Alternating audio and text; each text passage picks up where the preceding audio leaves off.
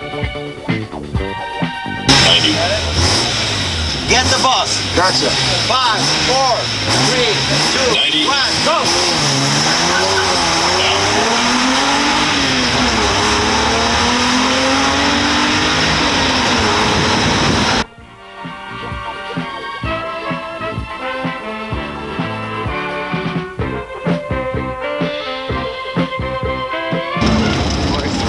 Three hill, and then a hard 3 hill.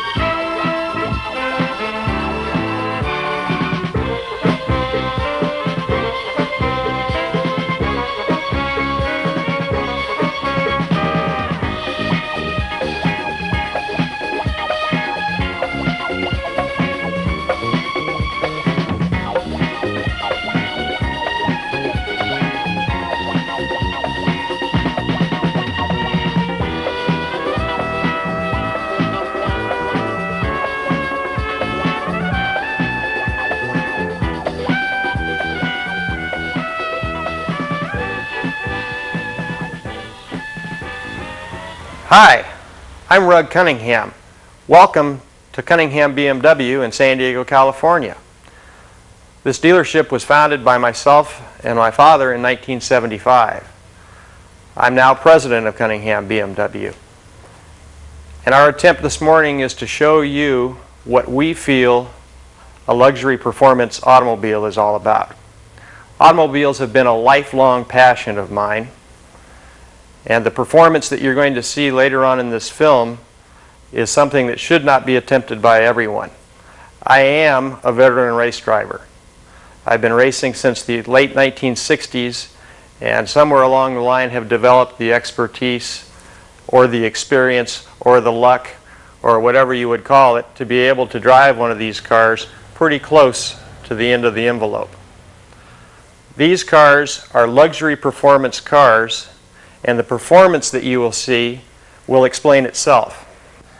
Now, as you go for a ride with us across Mexico today, I want you to notice how little work the driver of the film car is doing. The car is doing the work, and that's as it should be. There's just a couple of other things that I would like to discuss with you before I introduce you to one of our drivers. I think that it's important to note that while any BMW dealer in the United States can show you the luxury of our automobiles, the performance side is more difficult to show because of the laws of our land. The plain fact is, I want you to remember that these cars are stock. They are not modified in any respect. They are California smog legal. They are warranted. There were no modifications done whatsoever. The reason that the third car is not here, in fact, is because my sales manager has it in his garage at home. It's his daily driving car. Now, I'd like to introduce you to Jeff Gerken, who is the sales manager here at Cunningham BMW.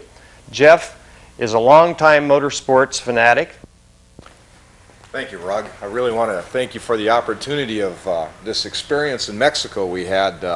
As much experience as I've had in motorsports, I've never experienced anything like what you're about to see in this film. It was fantastic. Well, Jeff, why don't you invite our audience along?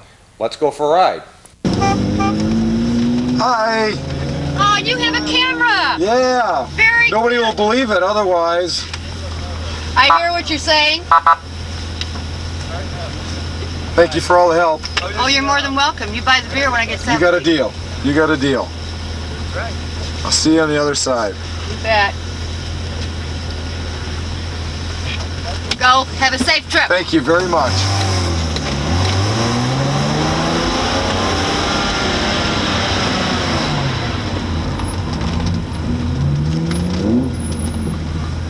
Hi. Be careful. There's Promise you. cows on the road Yes. at 24 kilometers. 24. Before we go for this ride, I suppose I should tell you where we're going.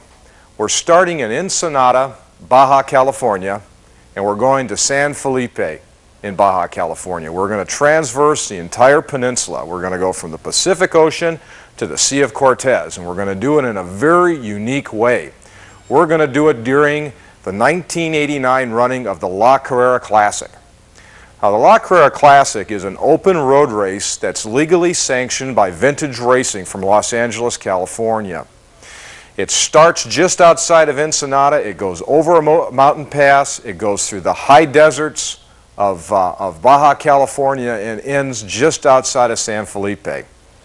There's going to be 146 competitors lining up that Saturday morning to do this.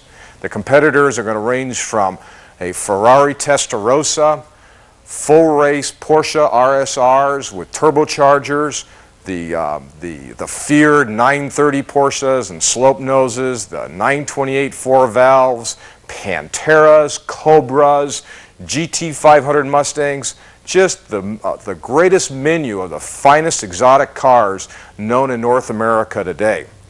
And the way we're going to do this is we're going to line up one at a time, because it'd be rather foolish to let everybody go all at once with a green flag. We're going to line up one at a time, and at 30-second intervals we're going to leave with the destination of San Felipe in mind. The reason they do that is to minimize passing and keep this open road race as safe as possible. Now, the major responsibility of the sanctioning body, Vintage Racing, in this aspect, is to grid these cars according to their performance potential. And well, when they sat down with a list of 146 cars of such tremendous performance potential, they were a little confused. Oh yeah, they got the Ferrari Testarossa right. They started him first, and the 700 horsepower Camaro, they thought that he should probably go second, and that was a pretty easy decision. It's when they got past the top 10 or 15 that they decided that this isn't going to be so easy, and where the devil are we going to put these BMWs? These are cars that they tell me that are street legal, that people use to and from work, that they go to the grocery store and they go to the ball game in. And where would you put these cars amongst this? Well, they took a pretty good guess, I think. They gridded us 21st, 22nd, and 23rd out of 146 cars. To me, that showed a great deal of optimism. To the rest of our competitors, that showed way too much optimism. We had, oh, I don't know, 40 Porsches starting behind us that were complaining rigorously about the BMWs, the yuppie cars, the stockbrokers' chariots that were going to start in front of them. They didn't like it at all. But because it was a timed event, the total elapsed time from start to finish, they could prove it on the road that they were far superior to these yuppie mobiles that we were driving. Turn this in at the finish. Your pit stop is halfway. There's cones at 1 mile and 1/2 mile marking it. Gotcha. When you see a red flag, slow down, but go all the way to the stop sign. You got it. To get your time. Stop sign. Have a good run. Thank you very much. Okay, buddy. You got that card? That card's real important. I got it right there.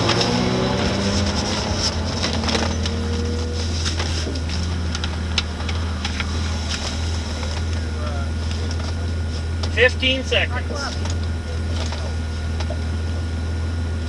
10. 5.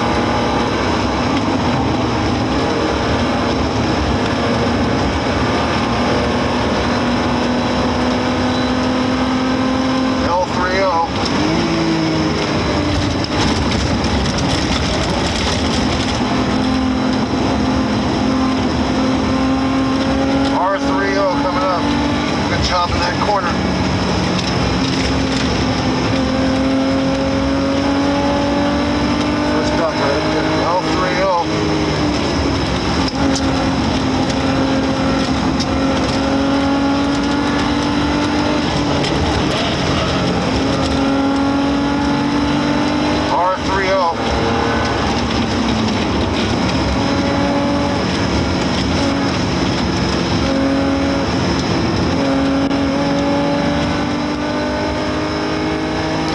Well, our M6 just overtook its first duck.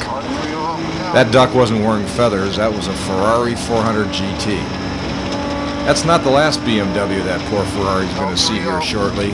Starting 30 seconds behind us in another M6 coupe was Dave Hamron from Victorville. His passenger was John Forshythe, a local disc jockey here in San Diego with Eagle 105. John's got a real reputation for taking on special assignments. That reputation may end on this road. Now, the two coupes was one thing, but that poor Ferrari's got to feel just a little bit more embarrassed as the four-door sedan that Rug Cunningham, our team leader, is going to be blowing by now.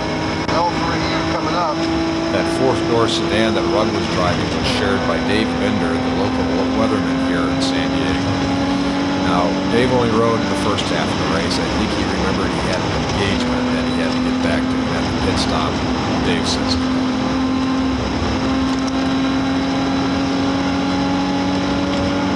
R30 up and down.